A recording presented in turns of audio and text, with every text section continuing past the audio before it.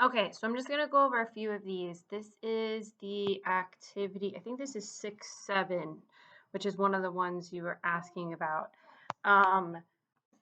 Okay, so indirect object pronouns. So it says Paulina loves a particular Italian restaurant where the service is good and the food is tasty. Complete each of her descriptions with the indirect object pronoun that corresponds to the indirect object in italics, followed by the correct form of the verb in parentheses. So your indirect object needs to match what's in italics. So you did this one right. For the a nosotros, that would be nos. However, these are not reflexive, so the subject and the object are not the same person. They're different. So the subject is, okay, so the verb is to give. You have to conjugate the verb to show who it is that's doing the giving. The waiter is doing the giving. He's giving the menu to us.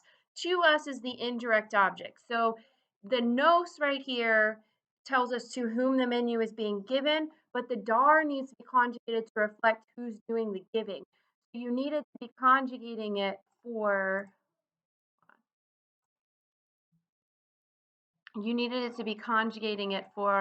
la mesera. So la mesera is what would fix what goes on right here. So the answer here should actually be, and we don't need this. It might even be smaller than that. It should be nos for the a nosotros, da for la mesera. So it should be la mesera nos da el menú a nosotros, nos damos. Okay, so these are not going to match up. And even if they did, it's not because they're the subject and the object are the same person, like as in reflexives. If they match up, it's simply because your subject and your indirect object are both like third person. Okay, so here, what is in italics this time is la mesera. La mesera is the waiter, so you can't use may. May would be if it was I. If this, so I'm telling the waiter that I'm vegetarian. If I was the one who was being told that someone is vegetarian, then you'd be using may. But in this case, I'm doing the telling, but who's being told is the waiter. So your indirect object this time is going to be la because you're replacing la mesera. And I actually think I can't make that. It should be la. Okay. And then over here, the digo is right, though, because you do conjugate the verb for who's doing the telling. So I'm telling the waiter that I'm vegetarian. So it should be Joe. Oh, I'm sorry. It shouldn't be la. Take that back. La is your direct. This is your indirect.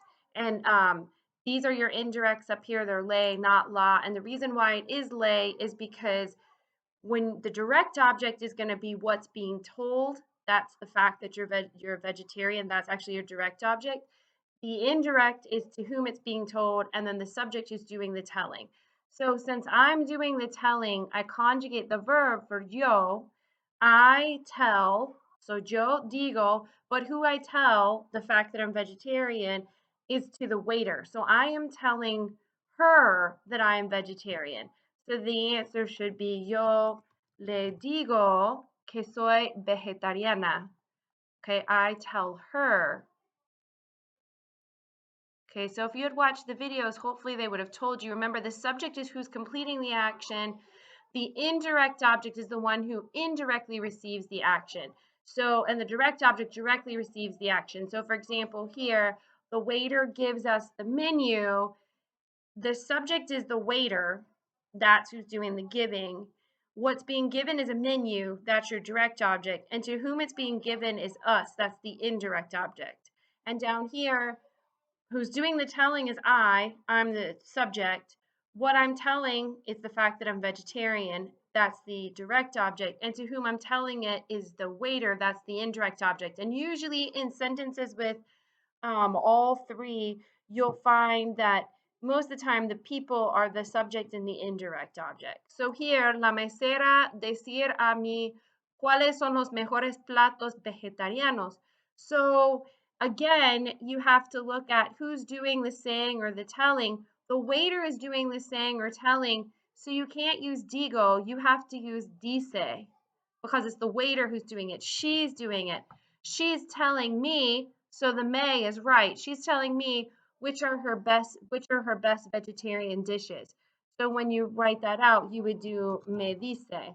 So, and I personally think that we just don't put it in the same order. The direct object, the indirect object pronoun, the direct object pronouns as well come before the verb, and in English we put it the other way. So what I would do is figure out what the sentence means. The waiter is telling me which are her best dishes.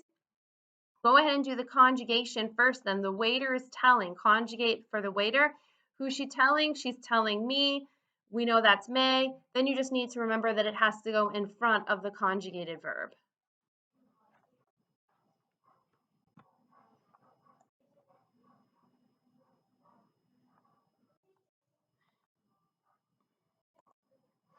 Okay, so the problem you're having with this one is that there are irregulars that you are not addressing. Okay, so you want to make sure that you're spelling everything correctly.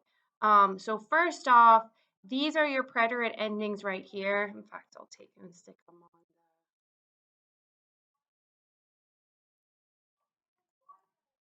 on. Okay, so you need to make sure that you're watching all of the videos because I'm pretty sure I have a video that addresses that. So first off, where there are those verbs that have 3 vowels in the third person ending. So let's see if I can't pull all those up. So where are they? Okay, so verbs that end in er and ir preceded by a vowel like creer, leer, and oír. Um, so the verbs that end in er and ir that have a vowel right before that ending, you're going to have to change the I to a Y in the third person singular and plural. All forms are accented except for the third person plural. So for example, if we go down here, here's your leer. So this is probably why you're running into trouble. Spanish doesn't like to have 3 vowels next to each other unless one is silent. So when you conjugate out leer, leí, leíste, it would have been leio, L-E-I-O, which I think is what you had, we had leieron, same thing.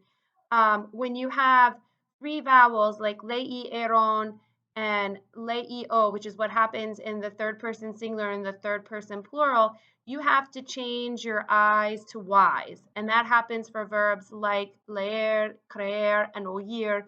The only time that you don't do that is if if one of the vowels of the 3 that are in a row, when you conjugate it, is silent, like it has a silent U. So that's the problem that you are encountering here. Um, but that's not the only problem you have. I actually think you are not using the correct verb each time. So remember, you need to look at what these verbs mean. Like tomar means to take, jugar to play, empezar to start or begin, leer to read, and desayunar to eat breakfast. So here, when you're saying yesterday my husband and I blank a las 8 de la mañana, leer means to read. That doesn't really make sense there because you didn't put anything that you two are reading. So for me, it would make more sense that we ate breakfast. That's something that you would do at 8 in the morning. And then you would use these endings, right? It's an AR verb. So you would keep the stem desayun, and then you would add aron to it. And so the answer, whoops, where'd it go? So the answer would have been desayunaron here, or desayunamos, sorry, because it's both of us. We ate breakfast at 8 in the morning. Yo tomé té y mi esposo blank café. Well, if you've already used desayunar, you could breakfast coffee, but it makes more sense that you drank coffee. So tomar can be to take or to drink, and it's my husband who did the drinking, just him, right? I had tea, my husband had coffee. So if it's my husband and you're using tomar, then you would want the ending that goes with he, which would be an O. So you would need to change it to tomó, which is what's right there. Después de desayunar, mi esposo blank el periódico. Well, why jugar means to play. Why would you play the newspaper? You would read it, okay? But then you need to remember that rule out here that if it's third person, we're going to have a Y instead of an I in our third person ending because it was too many vowels next to each other. So my husband read the newspaper. That is third person. That's he. So if we look, whoops, if we look here for he, it would be an O. And we want the Y form for he, right? Leyó. That's what you should have. That's what you should have here. Mi esposo leyó el periódico y yo blank con nuestros hijos. What would you do with your kids? Probably play. That's where you're going to have your jugar. Now, there is another irregularity. Your GAR, CAR, and ZAR verbs. Hold on. Okay, so verbs that end in CAR, GAR, and ZAR have a spelling change in the first person singular, and that's to conserve sound. So for example, C has two sounds. It has a K sound.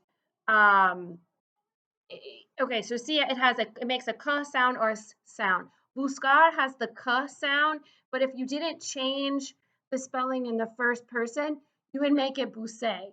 We want it to say busque. So to keep it, because C is next to A, O, and U sound like a K, but C next to an E or an I sounds like an S. Well, this word is next to an A, so its original sound is to sound like a K. We want to keep that sound when we conjugate, and we would not have it if we didn't change our C to a QU, and we only have to do it in the yo form to keep the sound. The same thing happens with a GAR verb, which is like jugar. Jugar is a GAR verb, like llegar.